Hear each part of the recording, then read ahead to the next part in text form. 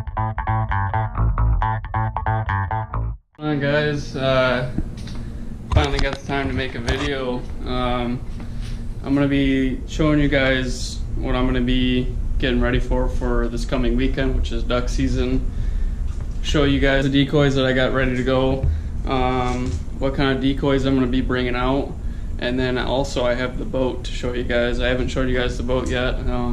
Pretty excited to show you guys. It's pretty sweet. I've been doing a lot of stuff to it and making sure that it's all ready to go for, you know, this weekend. So 80 degrees out, which is insane, but this weekend they say it's supposed to be like 37 at night, so should be pretty good. So what I got going on here is just a little layout of everything. So we'll start with the big bags. So in the big bags I got these are all mallard decoys. I got some butt decoys. So these are all mallards, and then these are all mallards too. So I got about 2 dozen mallards, which is, you know, that's pretty good. And then Brandon's also going to have another dozen mallards too. I don't know if we're going to run 3 dozen because that just seems like kind of a lot right now. Maybe a little bit more than 2.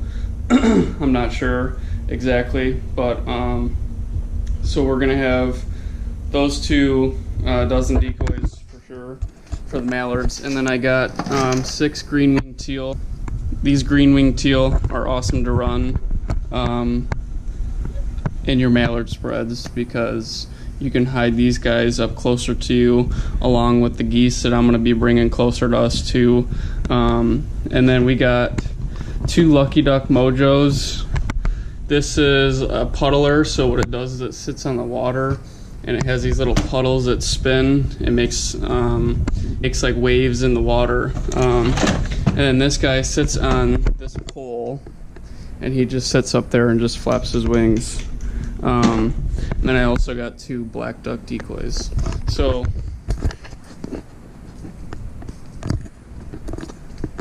back with the Mojos, I don't know if I'm going to be running Mojos this year.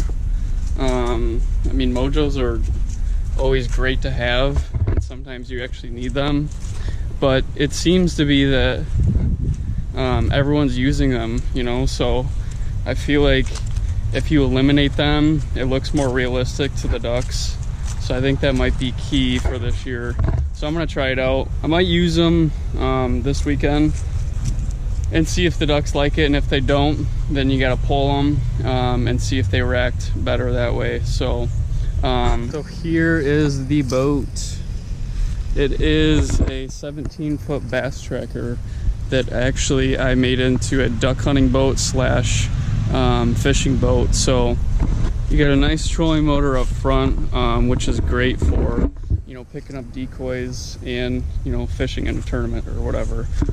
So we got the trolling motor in the front, and then I got 2 LED pods in the front so you can see a little better in the morning. And then this is a beavertail boat blind. So I got it all set up right now. I mudded the whole blind before I got anything on. So when you mud the blind, there's usually a, you know, like a shine on the blind when you first get them. So you go out to any, you know, pond or swamp and grab some silt, like that really black silt, and then you just rub it all over the blind and it takes off that shine, and then actually it'll stay on for a good year. You might have to do it every year. You know, depending on how well of the silt you got, if it really stains it good or not. So after that, these are grass mats that I got from Bass Pro, which are great. We use them for the canoe, but I'm gonna throw them on the boat for right now and see how they work out. And then I also got, you know, just some regular brush. This is off a spruce tree. So what that stuff does is makes you look like, you know, like a floating bush, which is cool. So got the floating bush action going on here, and then it's split in with reeds. So it's bush and reeds, which I think is going to be pretty good. I'm excited to, you know, see how it turns out. So It's got a 40 horsepower tracker, Johnson tracker on the back, which is a great motor. I haven't had any problems with it. I'm really pleased with it. And the blind, as you can see, it covers the motor as well too. So that's a really cool feature. And then the other cool thing about this blind is that, well, for one, it's got all these little strips in here so you can zip tie stuff down. You know, I mean, you really don't have to keep grass on like all year, because, you know, sometimes you might need to change it out. So I mean, you could literally show up somewhere and then just stuff it and then pull it all back out if you go to a different spot. So, but here's a cool thing about this blind is that you can literally just pick it up right here with these rails on the side, and then it all pulled down to the side. So now you got, you know, your boat back, and I mean, you could even fish right now if you wanted to. So it's a really cool thing that I like about this boat. And then it's, again, it's easy to just, you know, put it right back up. So that is the beavertail boat blind. Like I said, guys, it's awesome. I would really recommend it. And it's kind of expensive, but for long term, it's definitely the way to go. So I have not finished this boat yet. It was all aluminum, just plain aluminum, like there, and then in the back. The reason why I'm keeping the back right now is because there's these pods that they make, and they excuse me, there's these pods that they make, and they go across here and then they come down. So what that does is it makes the boat more, you know, stable, and then it also pushes water towards the engine. I'm kind of having a hard time finding someone that, you know, welds aluminum, so it might be set off till next year till I can maybe rent a welder and do it myself. But for right now, I gotta paint this, you know, to get it ready for, you know, this weekend. But I won't have to go down very deep. I could probably just get away with going right here, because this seems like where the water starts. So, and then everything else, like all this, is all going to be covered by the blind anyways, so it really doesn't even matter. So what I did was I got a grinder with like a really nice grinding wheel, and I grinded the whole boat down. So I grinded the whole boat down, and then I got primer and this paint called Parker Duck Boat Paint, which is great paint.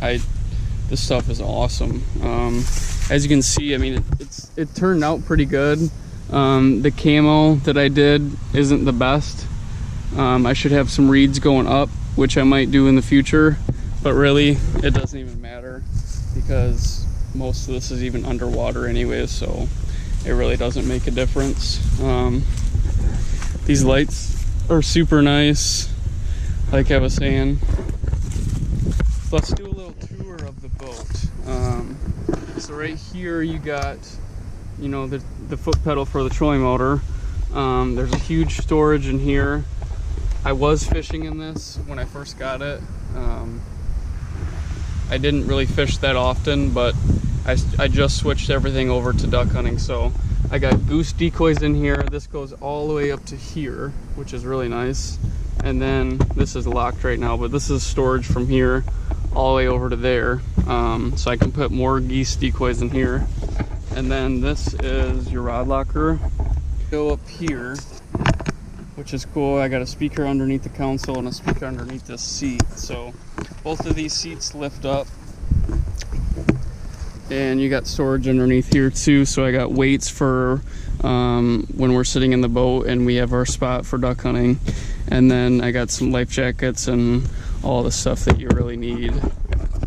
These are all the controls. I got the navigation lights, which controls the LED pods up front, as well as, you know, the running lights that you need for going out at night. The fish finders on here aren't the best. I really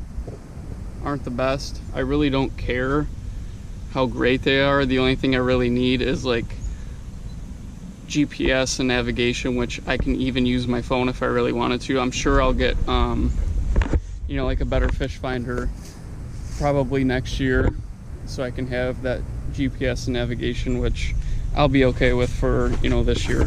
But there's another storage here. I got my gun bag in here, and then I got another one over there, and then in the middle right here is your live well. So I'm gonna stuff this with, so I'm gonna either use this as a cooler when we go out, or somewhere to put some more duck decoys, which, I mean, the duck decoys are in a bag anyway, so they can just ride on top.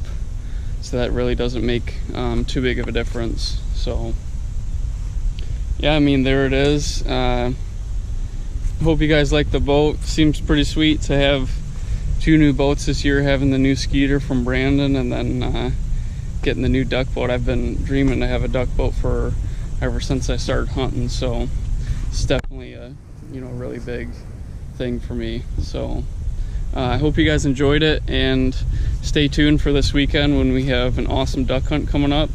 If you guys are looking to duck hunt with us, if you've never gone out, drop a comment underneath, give us your email, and let us know where you are so we can maybe set up a time to go hunt. So thanks for watching, guys.